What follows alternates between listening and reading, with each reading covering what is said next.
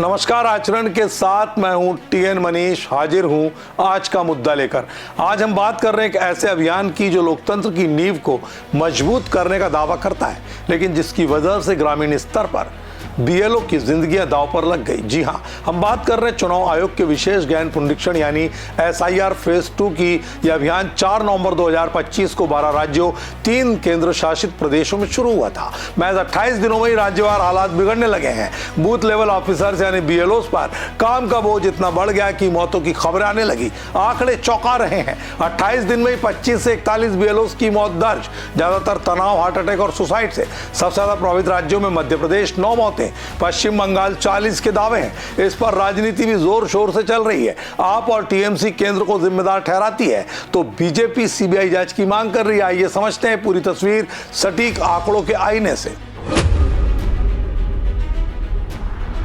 सबसे पहले समझते हैं एसआईआर आखिर है क्या। चुनाव आयोग ने 12 राज्यों 3 केंद्र शासित प्रदेशों में मतदाता सूचियों को साफ सुथरा करने के लिए यह विशेष अभियान 4 नवंबर से शुरू किया। इसका मकसद डुप्लीकेट, मृत या माइग्रेटेड वोटर्स को हटाना है ताकि 2026 के विधानसभा चुनाव निष्पक्ष हो सके।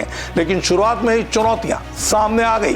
राज्यवार नजर डालें तो उत्तर प्रदेश में आगरा जैसे जिलों में 1,80,000 मतदाता सूची से गायब हो गए और डुप्लीकेट नाम हटाने की प्रक्रिया तेज है। पश्चिम बंगाल में 18,70,000 मत वोटर्स की पहचान हो चुकी है। 2002 के बाद पहला ऐसा अभियान है। बिहार, झारखंड और राजस्थान में भी प्रगति अच्छी है, लेकिन बीएलओ पर दबाव चरम पर। मध्य प्रदेश में सत्यापन का लक्ष्य 1,000 से 1,500 घर प्रति बीएलओ है, जो असंभव सा लग रहा है। तमिलनाडु, केरल में भी दिक्कतें हैं, जहां डीएमके और टीएमसी ने शुरुआत से ही विरोध जताया था। आज 2 दिसंबर तक आयोग ने ईटीएफ यानी कि इम्यूनरेशन फॉर्म्स वितरण में 99.65% प्रगति बताई, लेकिन डिजिटाइजेशन 84.30 तक आया है। यूपी और केरल में प्रगति सबसे कम है। कुल मिलाकर 12 राज्यों में फोकस है, लेकिन यूपी और वेस्ट बंगाल कॉरिडोर सबसे संवेदनशील। अब आते हैं सबसे दर्दनाक पहलू पर, बीएलओ की मौतें। ये बीएलओ ज्यादातर शिक्षक या आंगनवाड़ी वर्कर्स हैं जो बिना अतिरिक्त वेतन के 12-14 घंटे काम कर रहे। रिपोर्ट्स के मुताबिक एसआईआर शुरू होने के 27 दिनों में 41 मौतों के दावे हैं, ज्यादातर तनाव, डिप्रेशन, सस्पेंशन के डर से। एक अन्य रिपोर्ट में 25 मौतें बताई गई। 7 राज्यों में सबसे ज्यादा, मध्य प्रदेश में 9, पश्चिम बंगाल में 40 दावे, राजस्थान में हार्ट अटैक से एक बीएलओ की मौत, यूपी में जहर खाने की घटना, वेस्ट बंगाल में फांसी लगाने के मामले। कारण लंबे घंटे, कम पेमेंट, अवास्तविक टारगेट। आरएसएस से जुड़े शिक्षक संगठन ने इसे अनैतिक बता डाला। ईसी ने इन दावों को झूठा और प्रेरित करार दिया। कहा कि मौतें सुनवाई पर आधारित हैं, लेकिन एनएचआरसी में शिकायत दर्ज हो चुकी। आज तक की अपडेट 2 दिसंबर को कोई नई मौत की पुष्टि नहीं, लेकिन प्रोटेस्ट बढ़ रहे हैं। इस मुद्दे पर सियासत चरम पर गर्म है।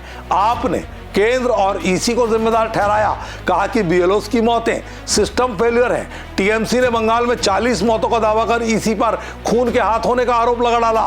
विपक्षी दल डीएमके और टीएमसी ने केरल, वेस्ट बंगाल में आरोप लगाए, लेकिन ईसी ने इन्हें सुप्रीम कोर्ट हियरिंग से पहले का मोटिवेटेड बताया। दूसरी तरफ बीजेपी ने वेस्ट बंगाल, झारखंड में मौतों को साजिश कहा, सीबीआई जांच की मांग की। देशव्यापी विरोध के बाद ईसी ने डेडलाइन 11 दिसंबर तक बढ़ा दी। ईटीएफ जमा करने और पब्लिकेशन डेट्स में 1 हफ्ते का एक्सटेंशन। यह कदम प्रोटेस्ट और संसद हंगामे की आशंका से उठाया गया। कुल मिलाकर एसआईआर साफ नियत का लगता है, लेकिन एग्जीक्यूशन में खामियां सियासत का ग्रास बन रही है। तो दोस्तों, एसआईआर का यह चरण विवादों में घिर गया।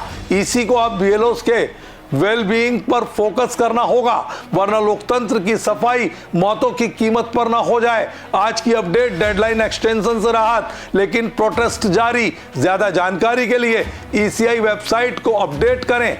अगले एपिसोड तक आप देखते रहिए आचरण न्यूज। आज के मुद्दे में इतना ही। नमस्कार, जय हिंद। देश दुनिया की सभी खबरें देखने के लिए जुड़े रहिए आचरण न्यूज से। आचरण न्यूज, हर कदम आपके साथ।